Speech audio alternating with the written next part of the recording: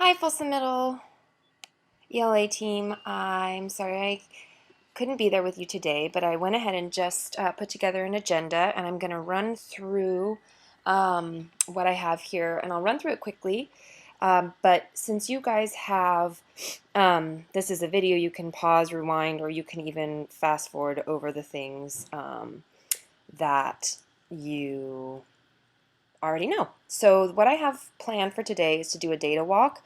Also, I want to show you that these right here, these page numbers correspond with your teacher training guide. So if you have that, you can use stick-it notes or post-it notes or whatever to tab those pages and to go back and reference that in case you forget or you don't have access to the video or you want to refresh your memory on something real quick. So I'm going to do a data walk. We're going to look at the class profile report, which many of you have probably already looked at. Then we'll do the instructional grouping report. I'll just highlight a little bit the different literacy levels, although they are intuitive. I'll point out that profiles 1 and 2, when we look at that instructional grouping report, that those students need direct phonics instruction to reach grade level. We can't just give them lower texts or expect that reading comprehension strategies are going to help these students recover. So getting them started right away with, IReady or whatever, if you have research-based effective phonics instructional strategies that you can draw upon, that would be great, but we do need to meet those students where they're at in that sense. I'm also going to turn you to pages 39 through 49. Those kind of lead you through the process of creating instructional grouping plans. And then you can also create instructional groups, although I'm not going to show you how to do that, but if you're kind of a overachiever, you can go ahead and find out how to do that and create instructional groups, and then you can progress monitor your students based on groups. It's different than progress monitoring an entire class. And then looking at planning implementation in your classroom, different instructional ideas and instructional routines and groupings. They have an example plan on page 71. And then also just a lot of people are saying, what happens when students start to fail lessons?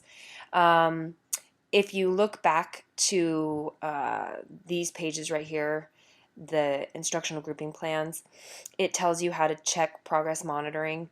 You can also do intervention using the instructional tools, which I'll show you. Then you would add an extra lesson, and then if they pass the extra lesson, then you go in and you open the domain again. But this whole thing right here is something that I would support you in at another time, because I don't think we'll have enough time to do that today. And then if you're thinking about a particular student that you're really worried about and you want to kind of collaborate with other people maybe in other content areas and think about how to give them as much intervention as possible, you can find an individual student kind of intervention plan on page 38. So I'm going to go ahead and just dive into IReady. To get into IReady, you're going to go into login.iready.com. So this is what it looks like when you log in. This is the dashboard, and remember that IReady is very tab oriented. So if we look back at the agenda, the first thing I'm going to show you how to do is to pull up your class profile report. Again, you'll find how to do that on page 33. Again, I'm going to go quickly, but if you go to reports, class profile, and click on that, then you are going to look at this academic year. You will click class, you'll see your name here, and then you're going to go to reading, standard view, find your class. You will find your own class. This is a demo account, but you're going to find the information in the class that you want, and then you're going to click create report, and it generates this report.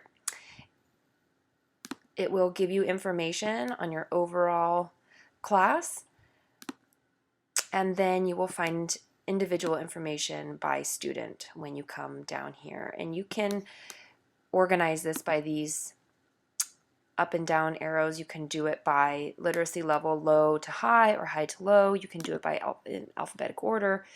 It's totally up to you.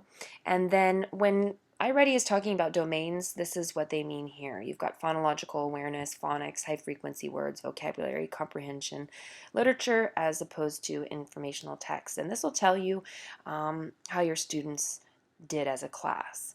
If you want to then move into doing instructional grouping by the same class, you would hit the back button and come to instructional grouping and create this report.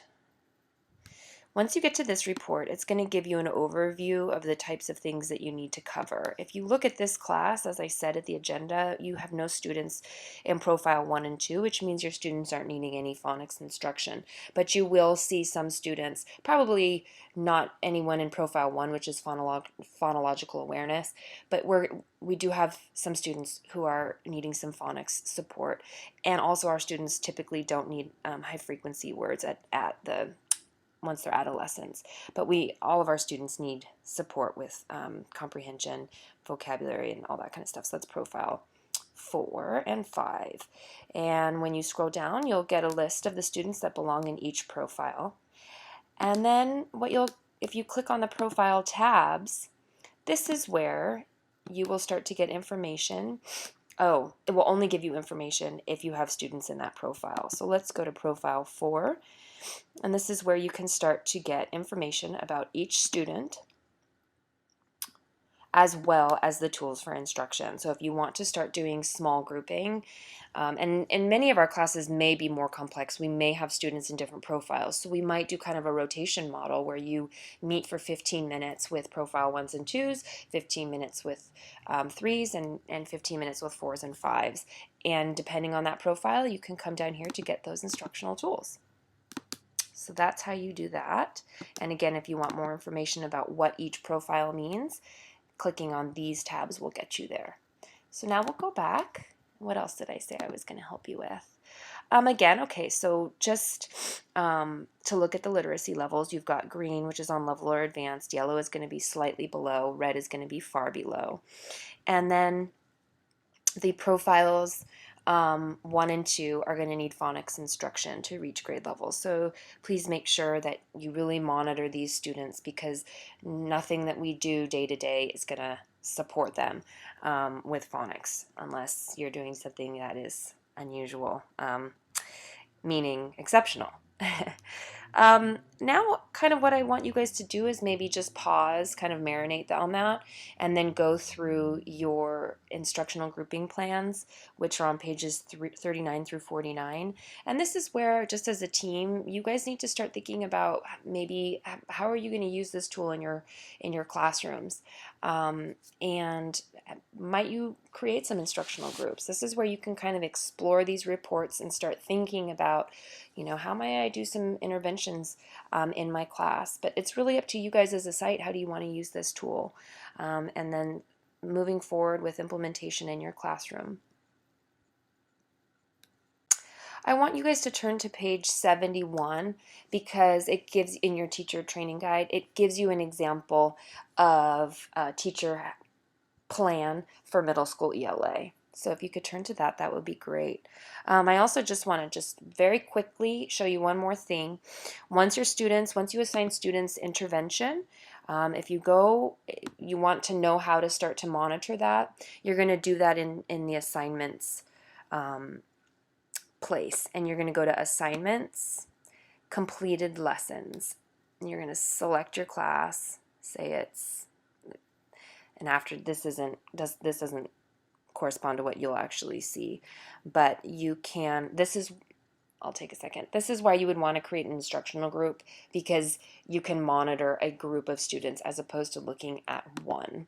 So you'll want to look at your teacher training guide on how to create instructional groups, and I'm happy to support you guys with that. But you're going to see here that this student has been plugging right along and has passed all of these lessons, so that's great. If a student takes a lesson and they fail it, the lesson will repeat. You will see that reflected here. If they repeat it 3 times and fail every single time, then that domain will shut down. You need to monitor that here. Once you see that, and so I lead you through that process here, so I just showed you how to check it, then you're going to do an intervention using those instructional tools that IReady gives you.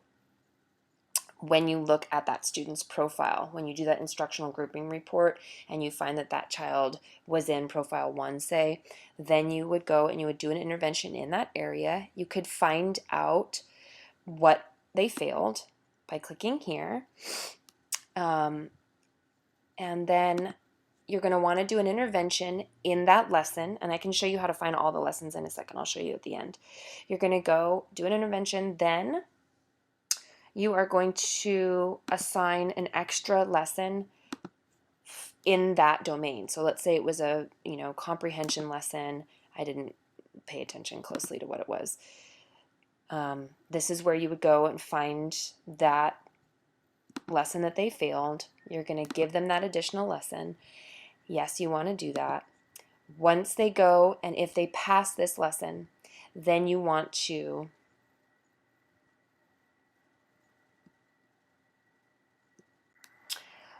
once you assign the extra lesson, you're going to go to class management, and you're going to go to turn on domain, because that domain, once they fail it 3 times for that child, so we had Leola Bailey, that domain will close, but you want to open it up again for her after she's passed that extra lesson. Once you go through to here, this domain hasn't been shut off, but if you would proceed and you would turn it back on for her so that she could proceed through the lessons.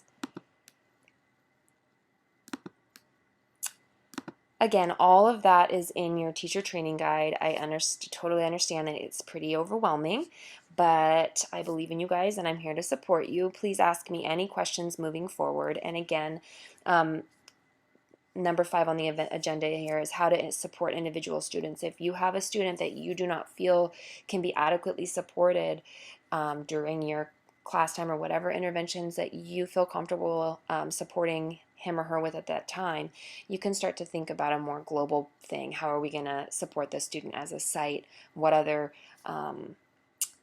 adults can we get involved, maybe science, social studies, etc. So we can think big here. And again, I'm just here to support you. Please email me or call me and I'm happy to come back anytime. All right, I hope that was helpful. Thank you. Have a great weekend, you guys.